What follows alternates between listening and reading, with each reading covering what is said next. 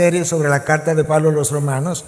Cerramos la última vez el capítulo 11, donde Pablo nos habló de la infinita sabiduría de Dios en el plan de redención, un plan que comenzó en la eternidad pasada y que va a terminar al final de los tiempos con la redención de nuestros cuerpos, de todo lo que nosotros somos, y la redención de la creación misma, que el mismo apóstol Pablo habló de que gime hasta hoy con dolores de parto, de la misma forma que nosotros gemimos. Pablo elaboró en esos primeros 11 capítulos un argumento en contra de la raza humana, de la corrupción moral de la raza humana, y de esa misma forma elaboró otro argumento acerca de la inmensa misericordia de Dios, quien tuvo compasión con nosotros, pecadores, que no merecíamos su gracia, dada la muerte espiritual en la que Adán nos dejó, y por otro lado el caminar pecaminoso que ha caracterizado a cada ser humano desde entonces. El argumento de Pablo en contra describiendo la corrupción moral de la humanidad es persuasivo, es masivo, pero de esa misma manera es igualmente monumental el argumento que Pablo hace acerca de esta increíble gracia, misericordia de Dios. Los primeros 11 capítulos de la carta son la parte teológica, la parte doctrinal, que hace referencia a lo que Dios ha hecho a nuestro favor. Y luego, ahora del capítulo 12:1 al 15:13, Pablo va a estar hablando de la parte práctica o de aquello que a nosotros nos corresponde hacer, algo que él hace con frecuencia en sus cartas, hace exactamente lo mismo cuando escribe la carta a los Efesios, la hace con los Corintios y así sucesivamente. Pero hoy nosotros vamos a estar viendo solamente 2 versículos que corresponden al capítulo 12, y esos son el 1 y el 2. Y yo quisiera invitarte a que lo puedas leer junto conmigo para que podamos ver lo que Dios tiene para nosotros hoy. El texto comienza diciendo: por tanto, hermanos, les ruego que por las misericordias de Dios, que presenten sus cuerpos como sacrificio vivo y santo, aceptable a Dios, que es el culto racional de ustedes. Y no se adapten a este mundo, sino transfórmense mediante la renovación de su mente, para que verifiquen cuál es la voluntad de Dios, lo que es bueno y aceptable y perfecto. Basado en esos 2 versículos que acabo de leer, yo titulé mi mensaje: tu vida como sacrificio al Dios que dio su vida por ti.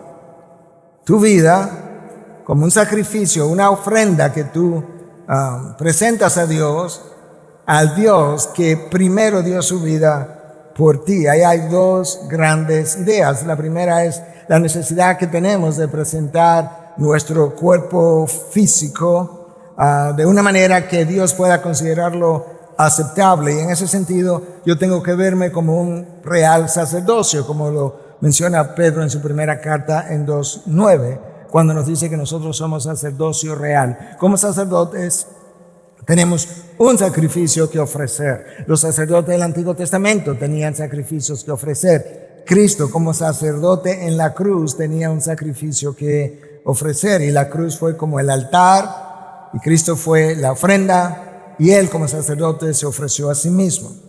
La segunda idea tiene que ver con la transformación de nuestra mente, y sin esas 2 condiciones es imposible vivir una vida de piedad. No es difícil, es imposible. Pablo está preocupado, sin lugar a dudas, por la santidad de los creyentes. Él sabe lo que pasó con los corintios. Él conoce lo que ha ocurrido en otras congregaciones, a quienes él le tuvo que escribir. Y ahora, cuando le escribe a los romanos, él está tratando de ayudarnos a entender la necesidad que tú y yo tenemos de vivir una vida de piedad. Uno de los diccionarios consultados, diccionarios teológicos, dice que la piedad es respeto por Dios. Escucha ahora, que afecta la manera de vivir de una persona. Respeto por Dios que afecta la manera como tú vives aquí abajo. Eusebio, considerado el padre de la iglesia, dice que para vivir en piedad se requiere conocer a Dios y luego vivir una vida que sea congruente con el Dios que ha conocido. Ambos están diciendo cosas muy similares. Eusebio habla de que tienes que conocer a Dios, y habiendo conocido a ese Dios, tu vida es congruente con lo que conoces de ese Dios. John Murray, uno de los fundadores del seminario Westminster, decía que lo que adoramos o a quien adoramos determina nuestra conducta. Otra vez, estableciendo la relación entre Dios, a quien se supone que yo conozco, y la manera como yo vivo.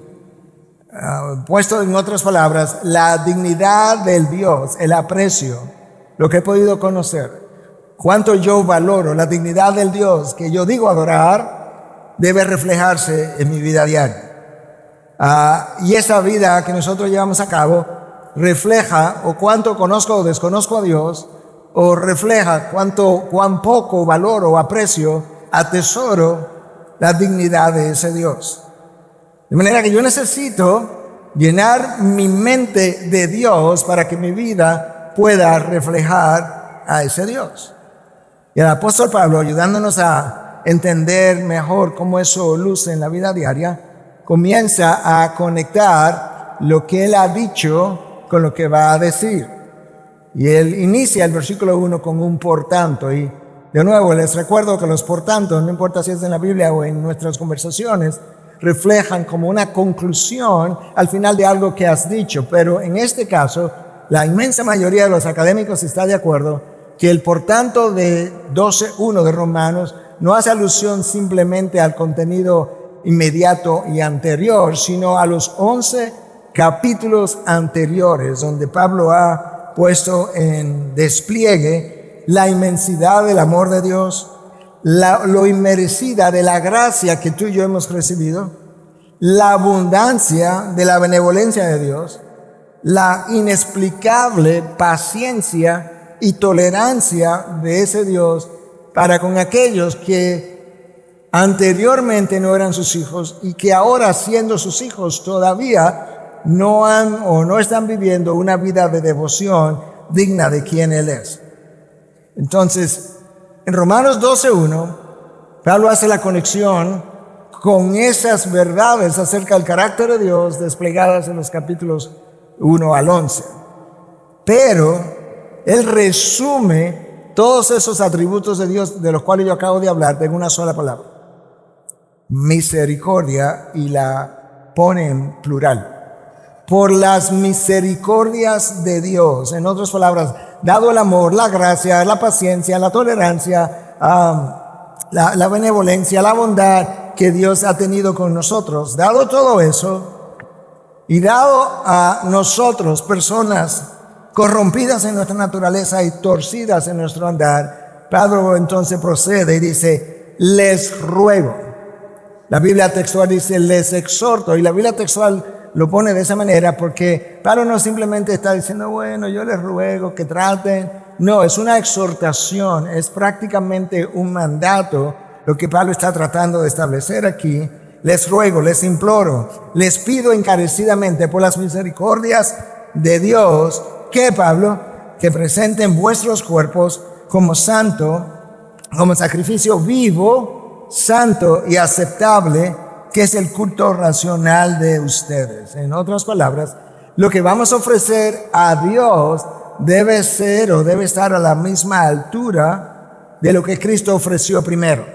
Lo que tú y yo le vamos a ofrecer a Dios y que podemos ofrecer a Dios no puede ser indigno del sacrificio que Cristo ya ofreció. Debe apuntar a que esté a la misma altura, y eso es exactamente a lo que Pablo está apuntando.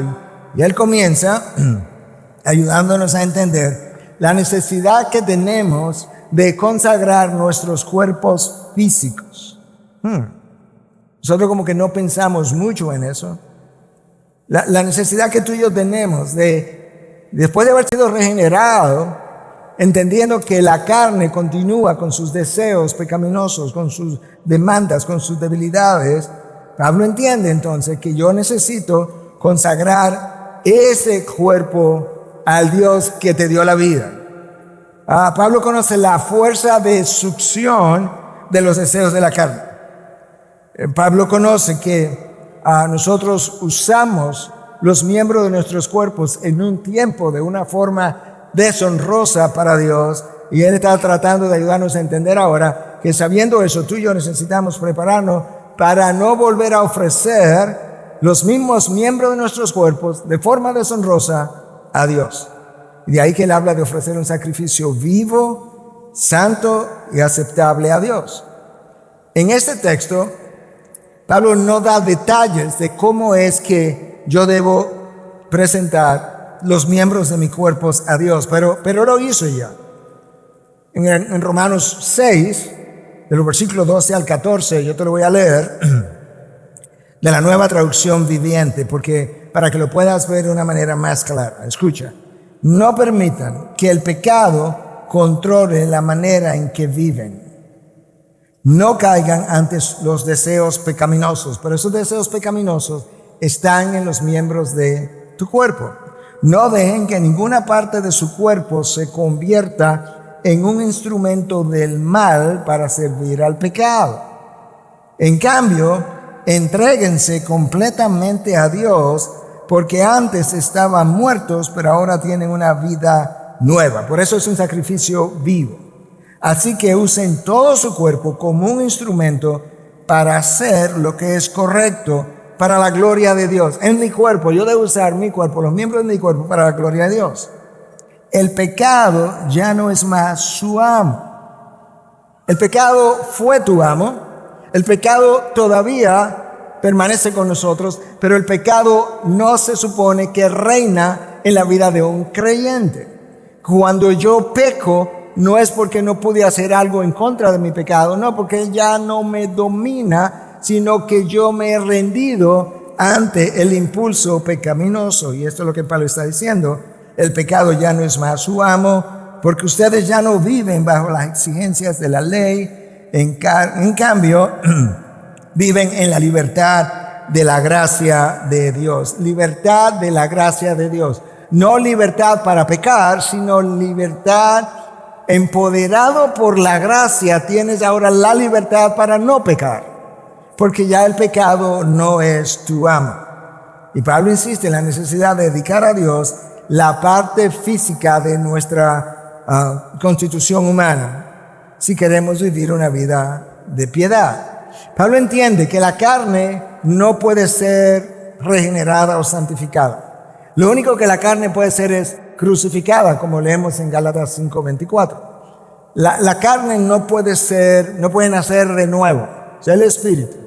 El corazón es engañoso, nadie lo puede curar. Romanos 7:18, ¿quién? En mi carne nada bueno hay, dice Pablo. La carne no puede ser entrenada para complacer a Dios, no puede ser mejorada moralmente porque no es un ente moral.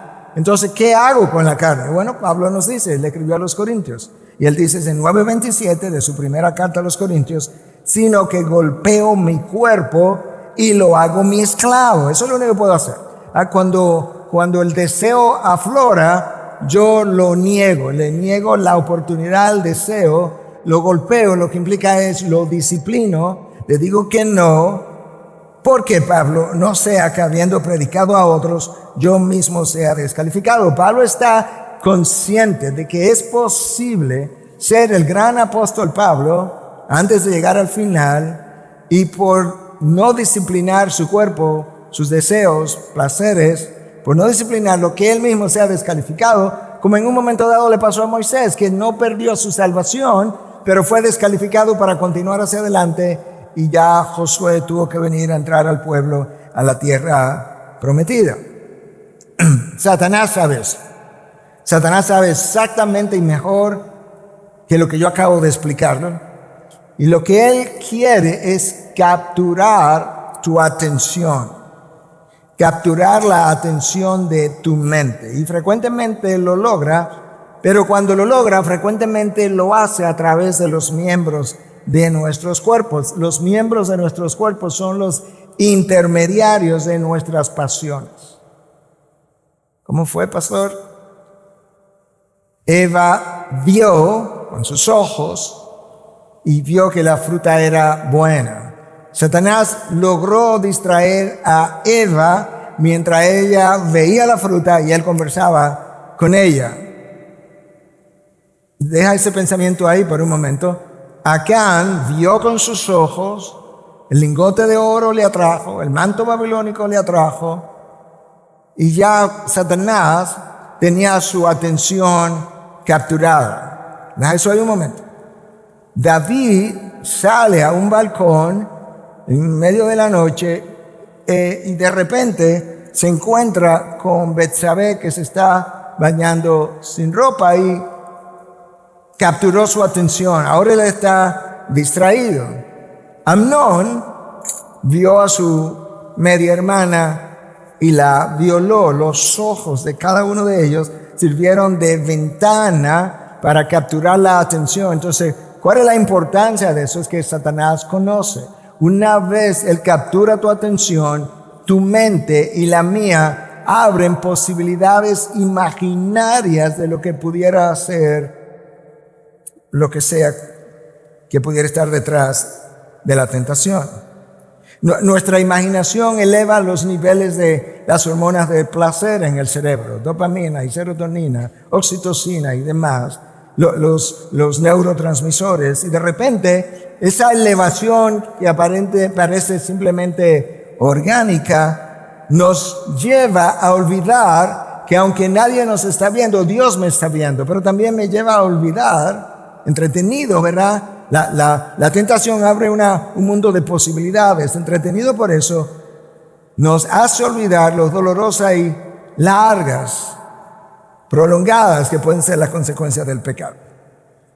Esa es la razón por la que Job dijo: yo hice un pacto con mis ojos para no mirar pecaminosamente a una virgen. Job quizás no conocía tanto como Pablo de esto, pero su experiencia en la vida lo llevó a pensar en algo más.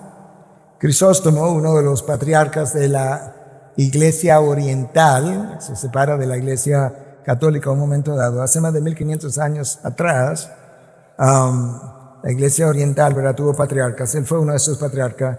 Escribió sobre esto, dice: evita que tu ojo mire algo pecaminoso, porque tu ojo ha sido convertido en un sacrificio. No permitas que la lengua diga algo vergonzoso, porque la lengua ha llegado a ser una ofrenda. No permita que la mano haga alguna acción ilícita, porque es tu holocausto. Pero estas cosas no son suficientes. También debemos hacer buenas obras. Permite que tus manos den dádivas, que tu boca bendiga a aquellos que te abusan, que tu oído sea dedicado a escuchar continuamente un hablar divino. Para ofrecer algo en sacrificio no puede tener nada impuro. Tu sacrificio es el primer fruto de todas tus acciones. Por tanto, ofrezcamos a Dios un sacrificio de nuestros primeros frutos, de nuestras manos, nuestros pies, nuestra boca y todos los demás miembros de nuestros cuerpos.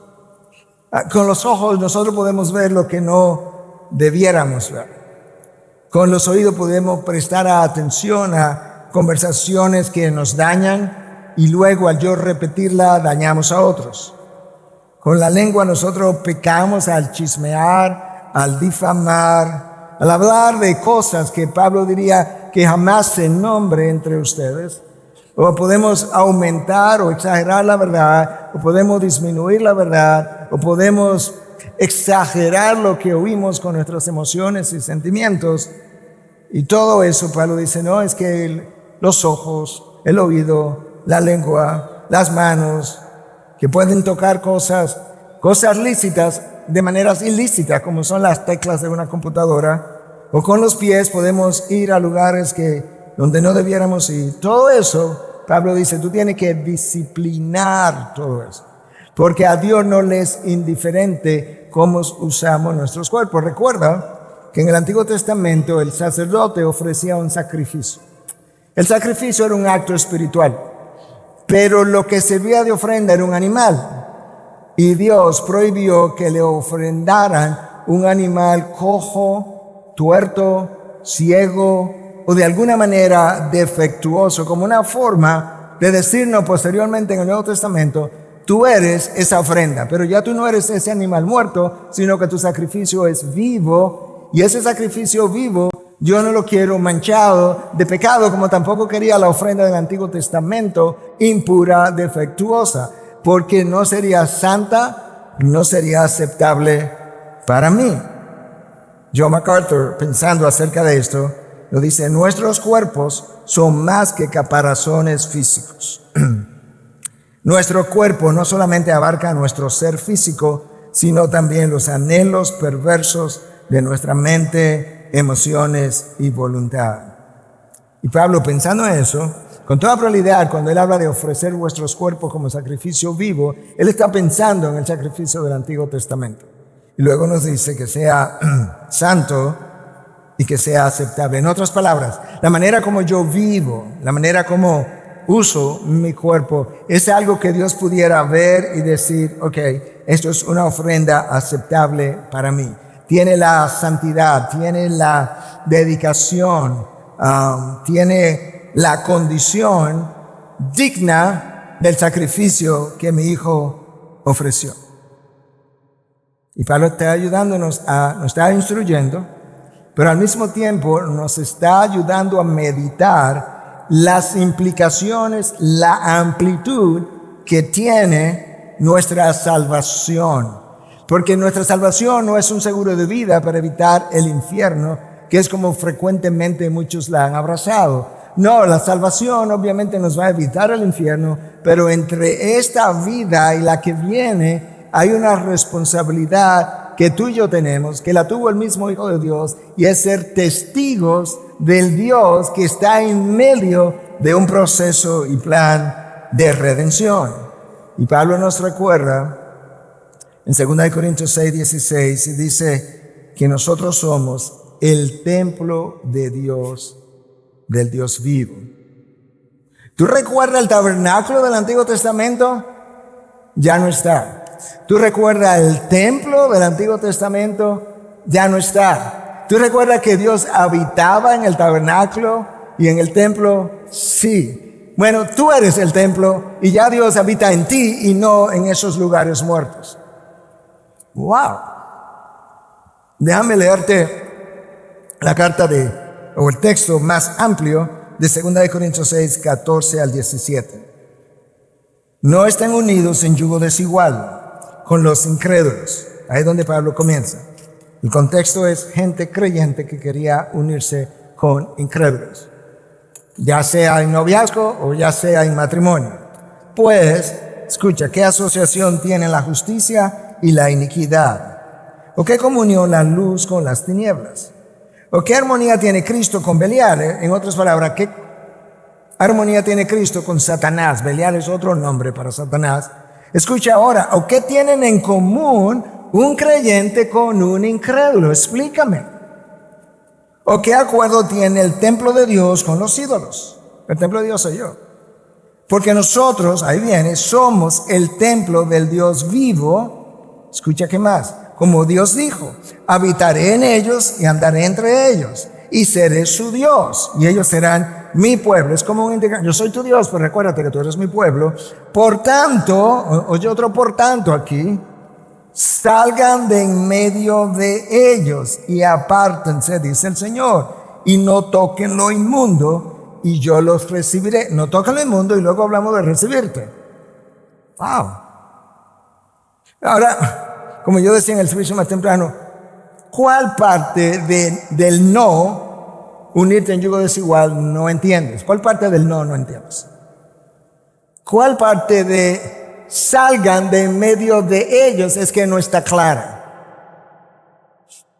Porque Pablo no da en cada texto todas las explicaciones, pero Dios dejó la palabra y un texto interpreta el otro texto, y esto es lo que estamos tratando de hacer. Entonces, dado todo eso, dado todo lo que Dios ha hecho, su amor, su gracia, su misericordia, su benevolencia, su paciencia, su tolerancia, dado todo eso que Pablo resume en una palabra, las misericordias de Dios, él dice, cuando ustedes ofrecen su cuerpo de la manera que estamos hablando, eso simplemente es racional, es lógico. El original, básicamente, eso es lo que en la raíz de la palabra, eso es lo que más se acerca, es lo lógico, lo congruente, lo inteligente, que nosotros respondamos dando toda nuestra vida al Dios que dio toda la suya. Eso es congruente. No hacer eso es irracional, es ilógico, es más, es ingrato, es irreverente, es inconcebible que Dios deje su trono, venga y te sirva y se someta a los hombres, derrame sangre, pase vergüenza, lo clave en una cruz y que ahora yo esté tratando de darle a Dios parte de mi vida, parte de lo que soy, parte de lo que tengo, parte de mi tiempo. Es como que el arcángel Miguel pudiera bajar y decir, tú me estás relajando. De aquí arriba hemos visto. Lo único que corresponde es la entrega de toda tu vida a cambio de la entrega de toda su vida. Y eso es lo que llamamos una vida de devoción a Dios, de entrega, de consagración. No tienes que levantar la mano, pero ¿cuándo fue la última vez que tú oíste la palabra devoción en la boca de un cristiano? Poco frecuente. ¿Cuál fue la última vez que lo oíste desde un púlpito? Poco frecuente. Quizás eso es parte del problema. Y es que los púlpitos de hoy no enfatizan la santidad de Dios. Si no enfatizan la santidad de Dios, tampoco van a enfatizar la pecaminosidad del hombre. Y si no enfatizan la santidad de Dios, tampoco van a enfatizar la necesidad de la santidad de los creyentes. De manera que, si no enfatizamos la santidad de Dios, no conocemos a Dios. Si no conocemos a Dios, no amamos a Dios lo suficiente. Si no amamos a Dios, tampoco vamos a honrar a Dios. Pablo me dice, ok, eso es lo que yo quiero que tú comiences a entender. Eso no es todo lo que tengo que decir, solamente estamos comenzando en versículo 1 por la parte física de la humanidad nuestra. Pero luego él pasa a una parte todavía quizá más trascendental. Él nos dice en el versículo 2, no se adapten a este mundo, sino transfórmense. Realmente el original yo creo que es mejor, sean transformados, porque no es algo que yo solo puedo hacer, mediante la renovación de su mente. O sea, mi transformación tiene que ver con la renovación. ¿De qué? De mi mente, para que verifiquen cuál es la voluntad de Dios, lo que es bueno y aceptable y perfecto. Tú sabes que todo lo que estamos aquí en algún momento hemos estado buscando la voluntad de Dios y con frecuencia decimos que no es tan fácil buscarla, encontrar la voluntad de Dios. Y eso no estoy diciendo que es simple, no, nunca es simple, nada que tenga que ver con Dios. Pero déjame decirte algo, tampoco puede ser tan complicado porque Dios quiere que yo obedezca y no hay manera que yo pueda obedecerlo si Él de alguna forma no me revela su voluntad. De manera que cuando yo no encuentro la voluntad de Dios, no es porque Él la está escondiendo, es que a mí me faltan ingredientes para verla. Porque Pablo dice que para comprobar o verificar cuál es la voluntad de Dios, Pablo me dice, lo que pasa es que tú tienes en primer lugar que sabes que los miembros de tu cuerpo tienen que haber sido dedicados a Dios. Y tú necesitas experimentar una transformación que requiere una renovación de una mente. Si no hay una mente bíblica, no puede existir una vida bíblica. Y como el que no quiere las cosas, me dice, ¿y sabes qué? Para aquellos que piensan que la voluntad de Dios no es fácil, no, que es difícil ser cristiano, déjame recordarte, Pablo está diciendo, no soy yo, que la voluntad de Dios es buena, que es agradable, gracias, y perfecta. Sí, pastor, pero mire, hasta su hijo, por hacer su voluntad, terminó en la cruz. La cruz fue buena, agradable y perfecta. Sí, pero José terminó en la cárcel. Buena, agradable y perfecta. Sí, pero los israelitas tuvieron 40 años en el desierto. Buena, agradable y perfecta. Sí, pero los amigos de Daniel terminaron en el horno. Sí, pero la voluntad era buena, agradable y perfecta. No, espérate. Es verdad que Dios los salvó, pero Él dijo, ¿y si no? como quiera, nosotros no vamos a obedecer tus órdenes. Nosotros vamos a obedecer al Dios de los cielos. Tú sabes, nosotros aquí sentados con aire acondicionado y luces y entre hermanos, decimos que la voluntad es buena, agradable y perfecta. Pero ¿sabes qué? La gran cantidad de los hijos de Dios no se atreven a orar diciéndole a Dios, haz lo que tú quieras conmigo, al precio que quieras, porque nosotros ni siquiera confiamos en la bondad de Dios. Pensamos que si le decimos una cosa así a Dios, Él va a decir, oh, por fin me diste permiso, wow, tú eres tan buena gente. Yo tenía 5 años esperando por ese permiso. Ahora déjame mandarte a África. Hello. ¿Ustedes oyeron un sermón acerca del buen pastor el domingo pasado? Así como respondió ese grupo por ahí, así me dijeron a lo largo de la semana, que Dios les habló. Bueno, ese buen pastor es que tiene este tipo de buena voluntad.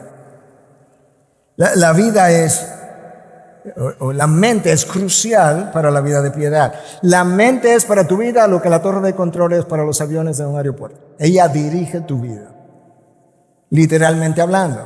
Tu mente participa en tus pensamientos. Tu cerebro no es lo único que piensa, porque tu espíritu tiene una mente. Cuando tu cuerpo lo entierran y va al cementerio, tu espíritu no queda demente. Él piensa. Cuando va a la presencia de Dios, Él sigue pensando. Pero, y la mente de que habla la palabra incluye todas esas cosas, pero tu cerebro orgánico piensa, tiene memoria, tiene imaginación. Y la mente dirige tus pensamientos, tus emociones, tus decisiones, tus elecciones, tus acciones. Y Pablo está diciendo, esa mente hay que entrenarla. Pero ¿cómo la entreno? Bueno, es que hay que no solamente entrenarla, hay que transformarla, hay que cambiarla. Pero ¿cómo la cambio? Bueno, yo tengo que cambiarla por medio de la palabra. Y la palabra tiene que ser iluminada por el Espíritu para que mi mente la pueda entender. Y la palabra entonces tiene que ser aplicada a mi vida. Entonces cuando eso ocurre, con esa nueva mente que ahora yo tengo, yo puedo discernir la diferencia entre el bien y el mal, lo sagrado y lo inmundo, el pecado y lo santo, la verdad de la mentira. Y Pablo está desempacando todo esto en 2 versículos para que nosotros podamos entender lo que verdaderamente es una vida de piedad. Puesto en términos sencillos, como lo dice John Stott en su comentario sobre el Romano, para vivir bien tienes que pensar bien. La razón por la que tenemos tantos problemas en la iglesia de hoy es lo que explican múltiples estudios hechos en Estados Unidos en los últimos 20 años, es que dentro del pueblo de Dios no hay una mente cristiana. De hecho, un autor norteamericano no es pastor, es un académico y por eso no es tan conocido en nuestro círculo, pero escribió un libro titulado El escándalo de la mente evangélica, y el escándalo de la mente evangélica es que no hay una mente evangélica, dice él. Wow. Entonces Pablo nos está llamando ahora no solamente a que mi mente tiene que ser transformada, me está diciendo que antes de eso, algo que yo necesito hacer, yo tengo que resistir las corrientes de este mundo. Él me dice que no nos adaptemos a las corrientes de este mundo. La palabra mundo, ahí es la palabra aion, y lo que implica es a esta era. De manera que tú podías leer este texto en el siglo III, estaba diciendo lo mismo. No te adaptes, no al siglo XXI, sino a esta era que te rodea. La del siglo III, la del siglo XV, la del XVIII, la del siglo XXI. No se adapten a este mundo. Y esa palabra, adapten, ahí, tiene que ver con tomar la forma. No tomen la forma del mundo. No permita que el mundo te moldee. Esta era presente. Que no te moldee con sus antivalores. No permita que ese mundo te presione para llevarte al punto de que ahora tú tienes la misma forma que el mundo. No permita que las corrientes de pensamiento de tus días le den forma a tu mente. resiste esa presión. Bueno, ¿cuáles serían esas presiones en nuestros días? Bueno, por un lado, tienes que resistir mucho de lo que el sistema educativo te enseña, el sistema secular de la mayoría de las escuelas, colegios y universidades. Tienes que evitar comprar filosofías y las leyes de este mundo presente que contradicen la sabiduría de Dios. Tiene que evitar la sensualidad, inmoralidad, promiscuidad, que toda el marketing o el mercadeo de este mundo te brinda. Pablo nos llama a nadar en contra de la corriente de este mundo. Imagínate corrientes de agua. Pablo nos manda a nadar en contra de las corrientes de este mundo, porque de lo contrario él sabe que serás arrastrado a través del alcantarillado inmoral de las aguas cloacales de la ciudad moderna. Déjame decir eso otra vez. Si tú y yo no nadamos contra la corriente de este mundo, seremos arrastrados a través del alcantarillado inmoral de las aguas cloacales de la ciudad moderna. Si queremos vivir una vida de piedad, no puedes vivir en aguas de desechos. J.B. Phillips, en su paráfrasis de años atrás, lo dijo de esta manera, en Romanos 12:2. No permitan que el mundo que les rodea les comprima y les dé su propia forma, sino permitan que Dios remodele su mente desde adentro para que puedan comprobar en la práctica que el plan de Dios para vosotros es bueno, satisface todas sus exigencias y avanza hacia la meta de la verdadera madurez.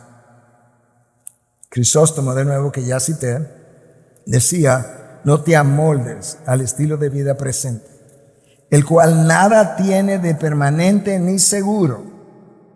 No te amoldes al estilo de vida del siglo presente, que nada tiene ni de permanente ni de seguro. Por eso se llama estilo, puesto que no tiene duración ni permanencia. Y eso ha estado ahí de diferentes formas. En la época de Pablo había sido presionado por los judíos. Los judíos presionaron, los israelitas presionaron a Jesús para que le hiciera un milagro más. Los judíos siempre querían una señal, lo mismo en el desierto.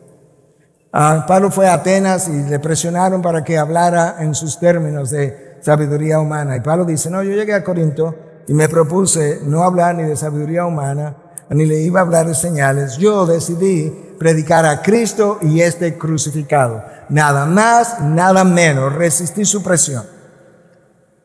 Y hoy en día, entonces, esas corrientes incluyen cosas como, para ponerlo tan práctico como puede ser, la ideología de género.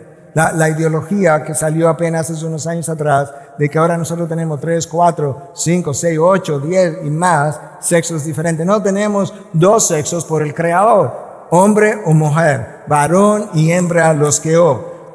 Todo lo demás tiene que ser resistido. No hay nada más de lo que Dios ha revelado. Tenemos que resistir y no ceder y no hacernos parte del movimiento pro-choice o pro-elección. No, somos pro-vida. La vida tiene un valor independientemente de cómo venga la vida. Esa vida la creó Dios. De manera que no nos vendan caramelo con una nueva frase de pro-elección, porque pro-elección es pro-muerte cuando tú la quieras. En el caso del bebé en un vientre. La palabra de Dios nos deja ver claramente que el sistema del mundo está corrompido en sus raíces y es completo. ¿Cómo lo dice la palabra? Bueno, Juan dice en su primera carta 5:19, el mundo entero está bajo el poder del maligno. ¿Tú entendiste? O sea, ¿cuál parte de entero no entendemos? El mundo entero, por completo. No hay área del mundo que no esté infiltrada por esta ideología del maligno. Aunque no lo podamos entender, Dios revela eso en su palabra. Dios llama a Satanás el príncipe de este mundo, el príncipe de la potestad del aire. Satanás fue al desierto y le dijo a Cristo: te ofrezco todos los reinos de este mundo si te postras a mis pies. Le presentó una tentación para ver si la mente de Cristo le abría imaginación a un mundo de posibilidades y lo hacía caer. Entonces el mundo entero yace bajo el poder del maligno, incluye nuestros sistemas educativos. nuestros sistemas de gobiernos, nuestras fuentes de información, los medios formadores de opinión, las redes sociales. Pero por eso es que las redes sociales están llenas de una cantidad de basura que la gente dice, no, pero mira, lo publicaron en internet. Ese es el problema. ¿Quién lo dijo? ¿Por qué lo dijo? ¿Cuál es la autoridad que él o ella tiene para afirmar cosas como estas? Lo que entra a nuestros hogares vía las redes sociales. Y luego entonces la gente asume que aquellos que controlan los medios formadores de opinión, que esa es la mente amplia, la mente abierta, la mente inteligente, la mente progresista, la mente de equidad. Basura, no es verdad. La sabiduría está aquí en lo que es la mente de Dios.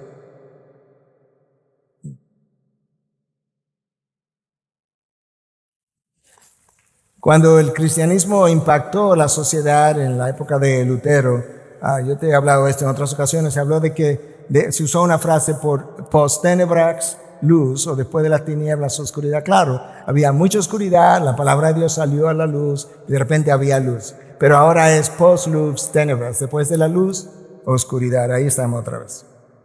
Lo que estamos viviendo es un neopaganismo.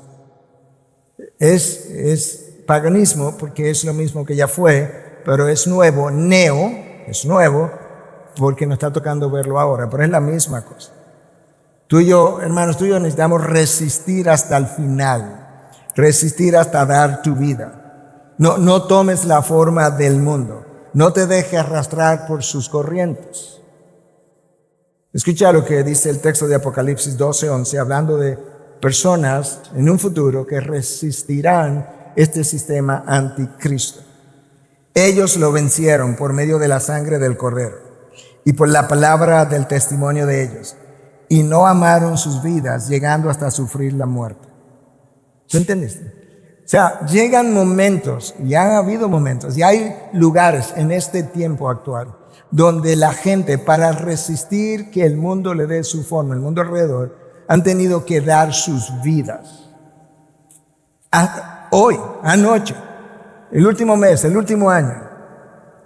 Pero la única forma como tú puedes dar tu vida de esa forma es si tú no amas tanto tu vida como para querer retenerla, sino que tú amas más la verdad que tu vida. Pero no puedes amar la verdad lo suficiente si no amas a Cristo. Si amas a Cristo, indefectiblemente va a amar la verdad, porque Cristo es la verdad. Él lo dijo, yo soy el camino, la verdad y la vida. De hecho, cuando fue interrogado por Pilato, él le dijo a Pilato, para esto yo he nacido y para esto yo he venido, para dar testimonio de la verdad. Pero si yo no tengo convicciones acerca de la verdad, yo no voy a resistir el mundo. No es lo mismo tener opiniones, hay mucha gente opinionada en este mundo. No es lo mismo tener opiniones que tener convicciones. Las opiniones tú las sostienes, las convicciones te sostienen a ti. Pablo estaba consciente de todo eso. Tenía un discípulo muy amado, más joven, Timoteo. Estaba preocupado por él. En un momento le dice, no permita que nadie menosprecie tu juventud, más bien sé ejemplo. Y luego le dice en cuáles áreas, en palabra, en fe, en amor, en pureza. Pero luego, en su segunda carta, capítulo 2, versículos 3 y 4, le dice, sufre penalidades conmigo como buen soldado de Cristo. El soldado en servicio activo no se enreda en los negocios de la vida diaria, a fin de poder agradar al que lo reclutó como soldado. Pablo no está diciendo que cristianos no pueden ser hombres de negocio, no. Él está hablando de los negocios de la vida diaria, el quehacer humano. No todos tenemos un quehacer humano que llevar a cabo, pero no vive enredado en eso. No vives, sería como con los pies amarrados en las amarras del mundo, sino que él está libre para agradar al que lo reclutó como soldado. Hermano, si tú eres nacido de nuevo, ¿tú te has pensado como un soldado que pertenece a un ejército? Y como ejército que tiene que llevar a cabo una pelea en este mundo en el que tú y yo estamos en medio de una guerra espiritual. Leía esta mañana más temprano, decía con relación a la predicación y a la iglesia, decía, la iglesia no es una audiencia para ser entretenida, es un ejército para ser empoderado por la verdad de Dios. Esa es la iglesia. Y eso es como tú y yo necesitamos vernos. En el siglo IV estaba en cuestionamiento la divinidad de Cristo. Atanasio estaba defendiéndola. En un momento dado le dijeron como que la mayoría de los obispos estaban en contra de él, que estaban en un momento dado, porque eso cambió, pero como que estaban moviéndose en la dirección de negar la divinidad de Cristo. Y Atanasio respondió, si el mundo va contra la verdad, entonces será Atanasio contra el mundo. Hermanos, sabes que lo que está bien aunque nadie lo haga. Y lo que está mal aunque todo el mundo lo haga. Nosotros necesitamos tener la vida bien definida. Pero para eso tiene que conocer la verdad. Pero para conocer la verdad tiene que conocer a Cristo. Y si amas a Cristo va a amar la verdad. Y eso es algo que tú y yo necesitamos recordar. Entonces Pablo nos deja dos exhortaciones en este texto. Exhortación número uno, el cuerpo, la parte física de lo que tú eres, tiene importancia para Dios, tanto que Él piensa redimirla, Él piensa glorificarla, tanto que Él piensa abrir los sepulcros y levantar esos huesos, volverle a dar vida para que tenga su cuerpo glorificado. Entonces, si eso es verdad, tú y yo necesitamos, si Dios quiere cuidarlo y preservarlo hasta el final, tú y yo tenemos que cuidar lo que hacemos con Él. Número dos, Pablo me llama a tener una transformación de mi mente. Pero la manera como Pablo me dice eso, la palabra ahí en el original es anakainosis, que implica tener algo nuevo que es diferente y de calidad superior. Pablo me llama a tener otra mente que es nueva, de calidad diferente y superior. Esa es la mente bíblica, esa es la mente que tú y yo tenemos que cultivar. Y nos llama entonces a una transformación, una renovación y una transformación. La palabra ahí para transformación es metamorfosis. Tú sabes lo que es. Aquellos que están en el bachillerato saben lo que es metamorfosis porque lo vimos. ¿En quién? En los renacuajos que pasan a ser ranas. Eran renacuajos, pero luego que tú lo ves como rana, tú nunca hubiese pensado que eso era un renacuajo. O la metamorfosis que sufre el gusano, que luego tú lo ves volando y es una mariposa. Tú nunca te hubiese imaginado que esa mariposa hermosa era este gusano en un caparazón. Entonces Pablo nos llama a la transformación y a la renovación de nuestra mente. Pablo sabe la importancia que tiene la mente. Como bien decía Francis Schaeffer, la mente es el campo de batalla. Tú ganas la batalla o pierdes la batalla no cuando va al campo de batalla, sino cuando tú peleas, triunfa o pierde en tu mente. O sea, Adán y Eva perdieron la batalla antes de morder la fruta, porque en su mente decidieron morderla. Ya ellos eran presa muerta. Y luego la mordieron y lo mostraron. Pero ellos pensaron primero, y lo mismo con Acán, y lo mismo con David, y lo mismo con cada uno de nosotros cuando ha ocurrido. Cuando el Señor reprendió a Pedro, el Señor sabía que Pedro estaba siendo usado por Satanás, y por eso no se dirigió a Pedro. Pero Pedro fue distraído por Satanás. Y como fue distraído, logró ser usado momentáneamente en contra de los planes que Cristo tenía. Hermanos, tú y yo necesitamos, por medio de esa renovación de la mente, tenemos que evitar el ser distraído, porque la distracción es lo que invita a la mente a un mundo de posibilidades, como ya hablamos. Por eso tu mente tiene que estar transformada, alerta y conformada a la imagen de Cristo. Ahora, en el texto original, la forma verbal de transfórmense o mejor, sean transformados, es un imperativo, pero es un imperativo presente. En otras palabras, yo no puedo decir, yo estuve en la iglesia esta mañana y ya mi mente fue renovada, estoy listo para el resto de la vida. No, eso no ocurre así. Yo no puedo ir ni siquiera a un seminario por 3 años, por 4, por 8 y volver y decir, ya mi mente fue renovada durante todos esos años y ya yo estoy listo para el resto de la vida. No. Mi mente tiene que ser renovada todos los días. Porque todos los días yo soy bombardeado con las ideas del mundo, de la mercadología de hoy, de las noticias de hoy, de lo que la televisión dice, de lo que no dicen, de las imágenes de hoy. Pero mi mente es incluso bombardeada con los deseos de mi propia naturaleza carnal. Todos los días. Y tú y yo tenemos que pelear y renovar esa mente y volver a dedicar nuestras vidas y volver a rededicar nuestra mente a Dios. Y la mejor manera de hacer eso, no estoy diciendo que la forma más fácil, quizá la más fácil, sin que yo estoy diciendo que es necesariamente fácil, pero si algo va a funcionar, bueno, déjame devolverme y hacer un paréntesis. Cuando tú compras un instrumento, una computadora, un piano, lo que tú quieras, lo más crucial que tú debieras hacer es abrir las instrucciones y leerlas antes de dañarla. De esa misma manera, la vida viene con un manual de instrucción.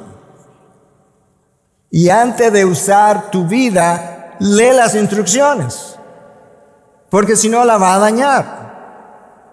Y eso es exactamente lo que Pablo está ayudándonos a entender. Y entonces me dice, oye, el manual de instrucción te habla de cómo entrenar la mente y mantenerla entrenada. ¿Cómo, Pablo? Bueno, mira, si ya sabes lo que es verdad, en todo lo verdadero, tú vas a pensar en eso. Si sabes lo que es justo, tú vas a pensar en todo lo justo. Y si algo no es justo, no piensa en eso. En todo lo justo, en todo lo digno, tu vida no rendida a Cristo por completo es indigno del Cristo que se ofreció. Entonces ni siquiera piensa en eso. Si algo es digno, si algo posee virtud, si algo es digno de elogio, en eso pensar. Filipenses 4:8, ¿cierto? Lo conoces. Si te mantiene pensando en lo que es verdadero, lo que es justo, lo que es digno, Satanás no podrá distraerte. Si no te distrae, tu mente no tendrá estos abanicos de posibilidades de imaginación que nos llevan a la perdición. Y eso es lo que Pablo está tratando de ayudarnos a entender. Lamentablemente el cristiano ha convertido, o los púlpitos de hoy han convertido la vida cristiana y se venden como se venden las pólizas de seguro. Esto es una póliza para no entrar al infierno. Bueno, el que compró una póliza para no entrar al infierno todavía va directo al infierno. Porque eso no es la redención de Cristo, no es una póliza de seguro. Es la sangre de Cristo a favor y por la corrupción moral de seres humanos como tú y como yo, para el perdón de nuestros pecados, de manera que una vez yo tengo nueva vida en Él, yo pueda vivir, moverme, porque estoy en Él, y ahora yo pueda dedicar mi vida por completo como sacrificio santo y agradable o aceptable al Dios que me dio su vida primero.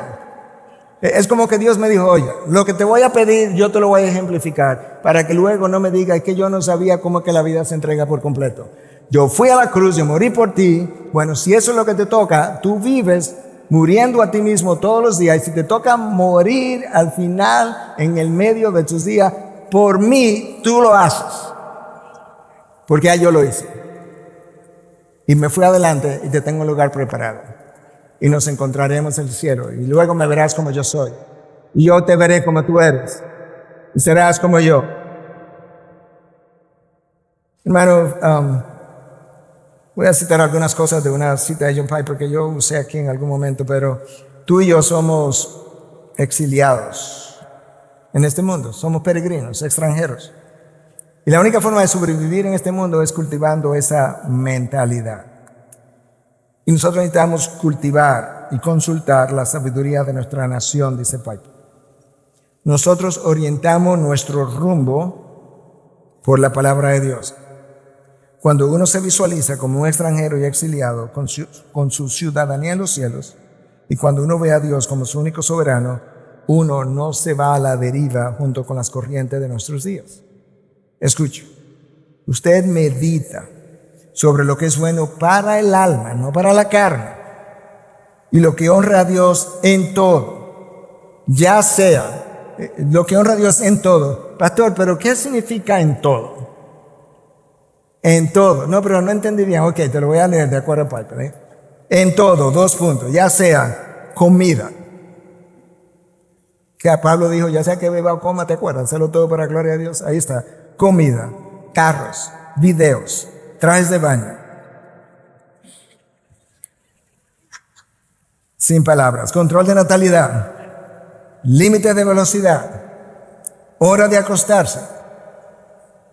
Ahorros financieros.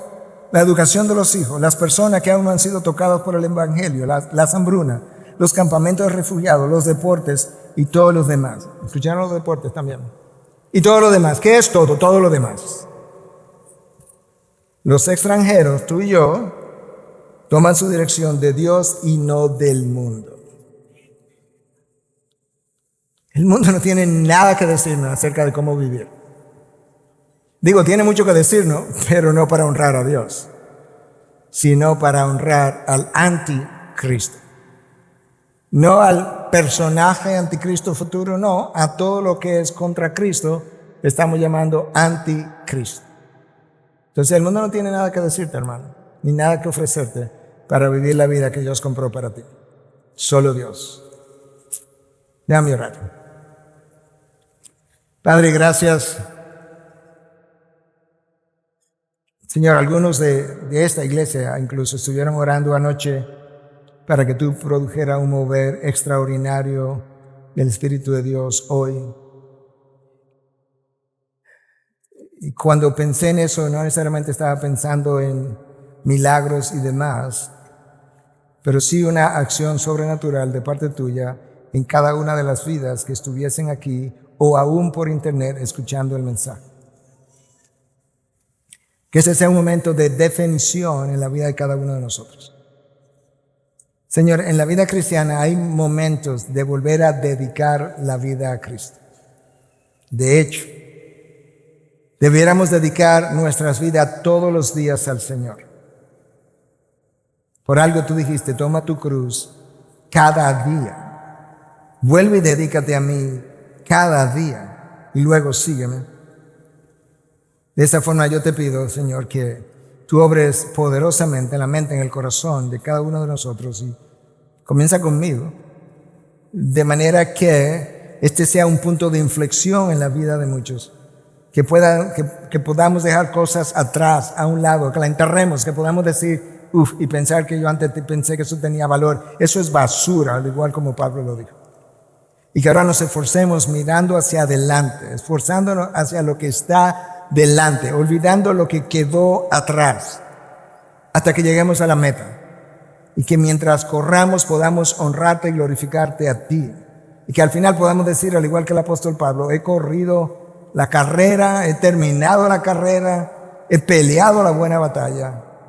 Y ahora básicamente lo que me queda es poder entrar al reino de los cielos y escuchar de los únicos labios que importan.